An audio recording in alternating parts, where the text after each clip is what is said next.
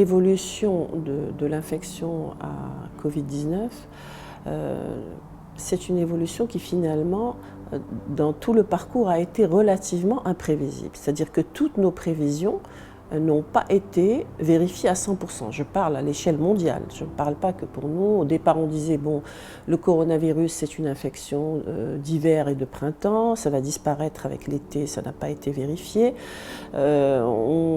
L'immunité, on parlait d'immunité, maintenant on ne sait pratiquement pas du tout si les anticorps développés chez un malade sont des anticorps protecteurs. Donc, de ce fait, il y a beaucoup d'éléments qui sont imprévisibles. Maintenant, je ne vais pas dire qu'on est complètement dans l'anarchie au plan contrôle. L'évolution, on ne peut pas la prévoir sur les semaines ou les mois à venir, mais pour l'instant, ça reste géré. Ça reste géré avec une augmentation sans cesse progressive des cas. Donc il faut absolument être prévisionnel au niveau infrastructure, je dirais, médicale.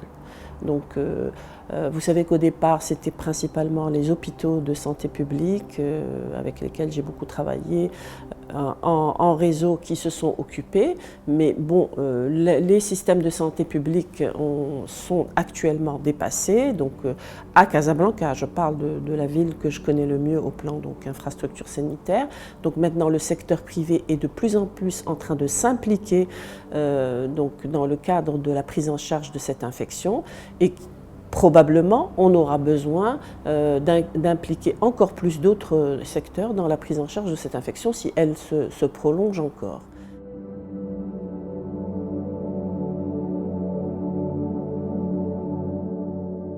Donc le patient asymptomatique, c'est un patient qui ne va pas avoir de signes, mais pourquoi est-ce qu'il est asymptomatique? Eh bien, c'est sa réaction immunitaire qui va lui permettre, lui, de clearer le virus tout seul, sans l'aide d'une médication.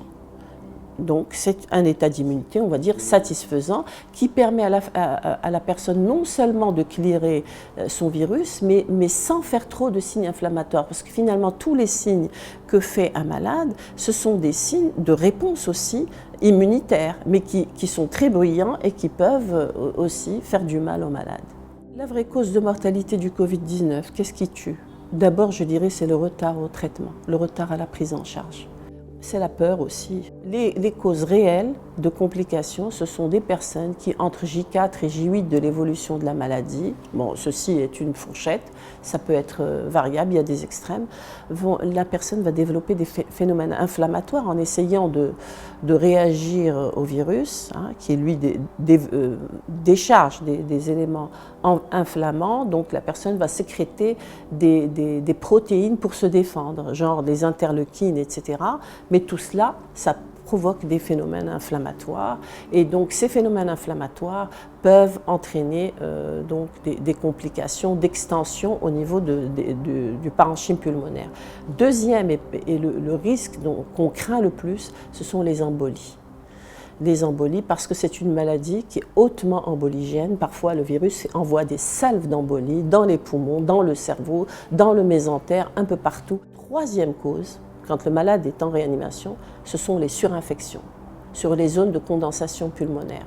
Donc les surinfections, voire les infections nosocomiales quand les personnes restent trop longtemps en réanimation. Ce qu'il faut savoir, tout comme le virus VIH, le virus SARS-CoV-2, responsable de la Covid-19, est un virus qui mute.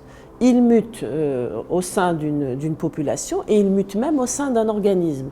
Donc c'est probablement ça qui fait qu'il se répand très très vite parce que son objectif est justement de se répandre, de s'installer, tout comme les virus de la grippe. Et vous savez bien que les virus de la grippe mutent, c'est la raison pour laquelle tous les 2 ans on est obligé de renouveler le vaccin, de le réactualiser en fonction des nouvelles souches. Donc c'est probablement ce qui va se passer pour ce virus. Il y aura d'autres virus SARS-CoV probablement. Maintenant, le côté positif de cette augmentation importante du nombre de cas, c'est qu'il y a quand même une immunité collective qui est en train de s'installer.